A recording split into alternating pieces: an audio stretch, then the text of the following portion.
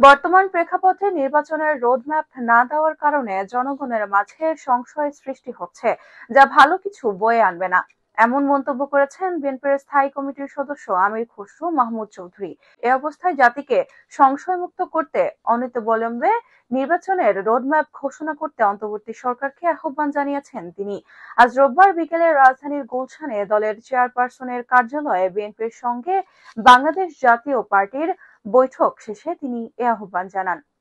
নির্বাচনকে গণতন্ত্রের বাহক আখ্যা দিয়ে আমির খসরু বলেন, নির্বাচনের রোডম্যাপ না দেওয়ার কারণে জনগণের মাঝে যে সংশয় সৃষ্টি হচ্ছে, যে প্রশ্নের উদ্বেগ হচ্ছে, এটা গণতান্ত্রিক প্রক্রিয়ার জন্য আগামী দিনের জন্য ভালো কিছু বয়ে আনবে না। যত তাড়াতাড়ি সম্ভব নির্বাচনের রোডম্যাপ দিয়ে আশ্বস্ত করতে হবে জাতি গণতন্ত্রের দিকে যাচ্ছে, জাতি গণতন্ত্র ফিরে পেতে যাচ্ছে। সংস্কার উদ্যোগ নিয়ে বিএনপির এই নেতা বলেন, বাংলাদেশে তো আমরা বাকশাল করতে যাচ্ছি না, সবাইকে যে একমত হতে হবে, এটা যারা চিন্তা করে সেটা তো বাকশালী চিন্তা। বিভিন্ন দলের বিভিন্ন চিন্তা দর্শন ভিন্ন মত থাকবে, বিষয়টা হচ্ছে যেখানে ঐকমত্য হয়েছে তার বাইরে সংস্কার করার কোনো সুযোগ নেই। এর বাইরে কিছু করতে গেলে গণতান্ত্রিক ব্যবস্থার মধ্যে দিয়ে করতে হবে, নির্বাচনের মধ্য দিয়ে জনগণের ম্যান্ডেট নিয়ে আসতে হবে। তিনি বলেন, যেসব বিষয় ঐকমত্য হয়েছে সেগুলো কেন জাতির সামনে তুলে ধরা হচ্ছে না, সেটাই প্রশ্ন।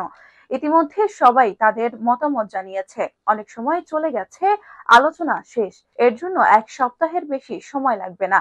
জাতি জানুক কোথায় ঐকমত্য হয়েছে, ওই ঐকমত্যের ভিত্তিতে আমরা সনদ সই করে নির্বাচনের দিকে এগিয়ে যাই খুব সহজে। এর বাইরে যাওয়ার তো কোনো সুযোগ নেই। নির্বাচনের কারণে দেশের বিনিয়োগও অনেকটা থমকে আছে বলে মনে করেন আমির খসরু।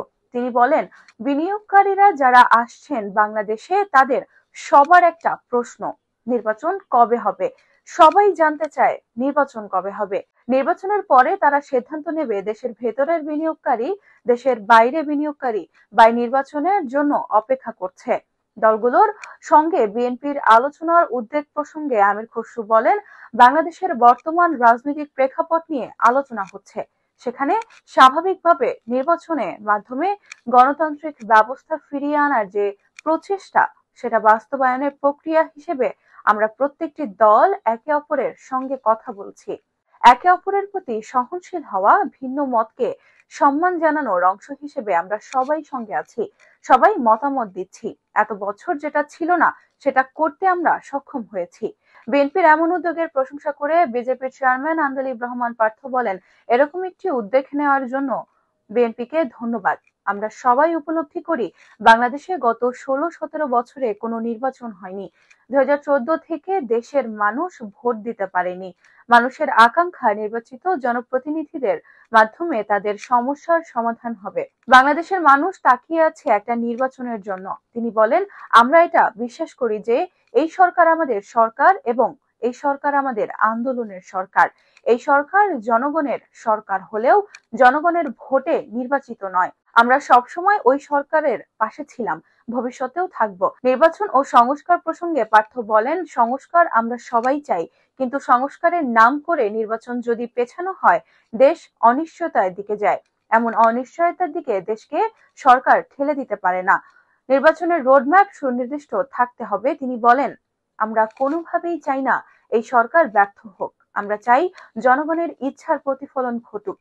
কোনো সরকারের নামে যাতে কালক্ষেপণ না হয়, যাতে নির্বাচন নিয়ে দেশের মানুষের মধ্যে অনিশ্চয়তা দেখা দেয়। ডিসেম্বরের আগেই নির্বাচন দেওয়া সম্ভব। রোডম্যাপে মনোযোগী হওয়া উচিত সরকারের।